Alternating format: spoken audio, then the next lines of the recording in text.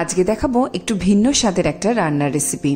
Boneless চিকেনের টুকরোগুলোয় কিছুটা নুন, লাল লঙ্কার গুঁড়ো, গোলমরিচের গুঁড়ো আর আদা রসুন বাটা মাখিয়ে 15 থেকে 20 মিনিট রেখে দেব। এরপর একটা ননস্টিক প্যানে 2 চামচ তেল গরম করে ওই ম্যারিনেট করে রাখা চিকেনগুলো দিয়ে দেব। তার সাথে দেব পেঁয়াজ আর ক্যাপসিকামের টুকরো, সামান্য একটু নুন ছড়িয়ে 2 থেকে 3 মিনিট ভাজা ভাজা করে নেব। এবার 2 চামচ তেলের সাথে খানিকটা বাটার গরম করে রসুন কুচি আর 1 থেকে 2 চামচ ময়দা দিয়ে দেব। ময়দার পরিমাণ যেন বাটার আর তেলের মিশ্রণের থেকে কম হয়। ময়দার রং গোল্ডেন হয়ে এলেই ঠান্ডা দুধ আস্তে আস্তে ঢালতে থাকবো এবং মেশাতে থাকবো। এরপর দিয়ে দেব চিজ, সামান্য একটু নুন, চিলি ফ্লেক্স আর মিক্সড হার্বস। সবকিছু ভালোভাবে মিশিয়ে 2 মিনিট রান্না করলেই তৈরি হয়ে যাবে একটা হোয়াইট সস।